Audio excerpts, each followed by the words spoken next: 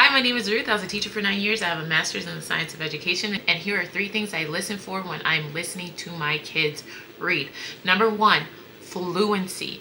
Are they reading too fast or too slow? If they are reading too fast, you can have one of 2 problems. Number 1, they may be reading so fast that they are not comprehending what they're reading. So then I would pause them and say, hey, slow down. Let's reread that a little bit slower. Maybe use our finger to trace our words.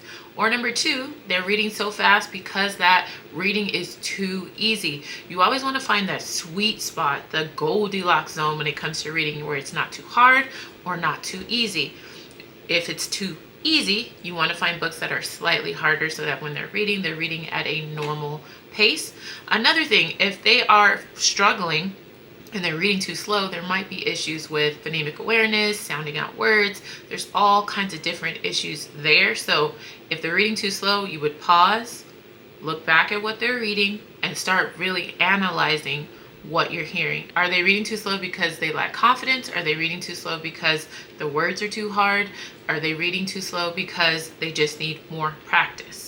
So those are the things you're going to look out for if they're reading too slow, and then move accordingly. If they're reading too slow because they lack confidence, you can go ahead and do more work. I would choose a little reader like this, where they just practice reading the same story over and over and over so that they can get confident in their reading.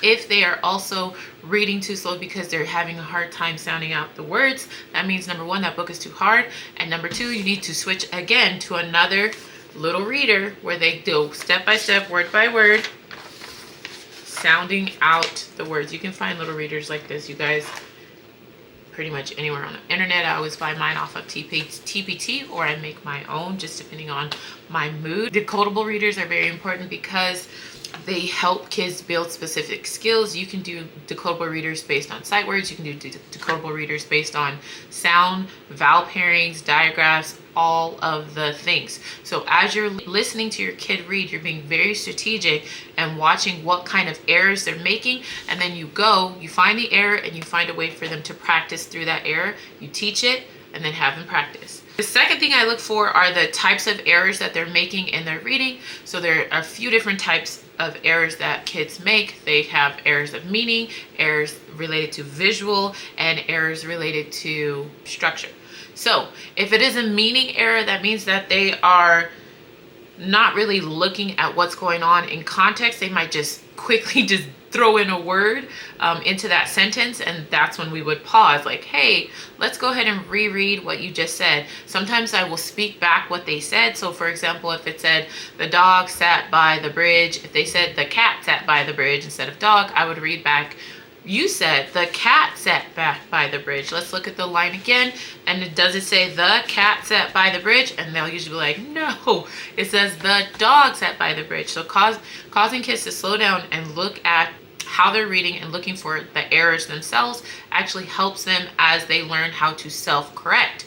That's another thing that you want to see in their reading. An error of structure would be like if they're reading through something and they completely change the verb on that word. Instead of saying walked, they said walks. So again, I would pause them there and I say, hey, does that make sense? Are they talking about something they did in the past, or is it talking about something that they're doing now?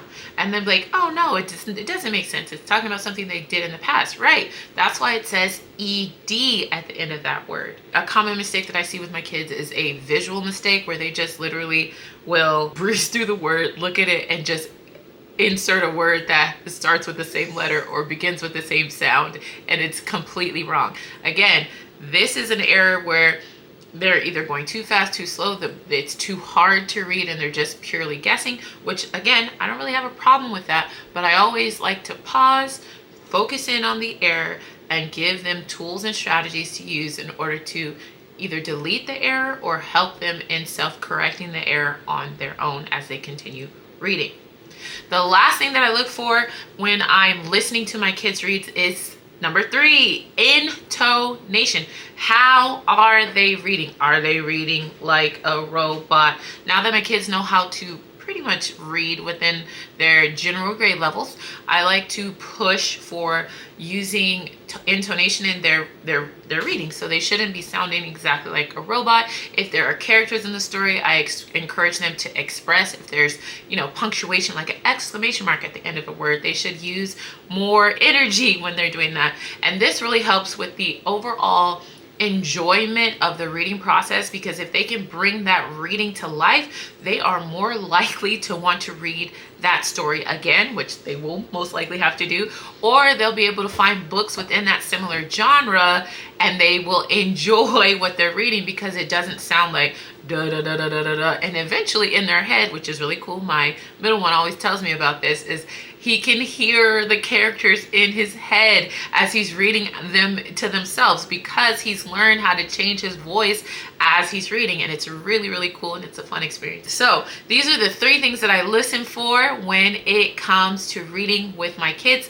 Hopefully they're helpful for you. I plan on making more videos on how to listen to reading effectively with your kids at home, and some of the ways that you can start helping them every day. It doesn't matter if you're a homeschool person or a parent at home. These are tips that you can use to help build strong readers in your home. Until next time, guys, bye.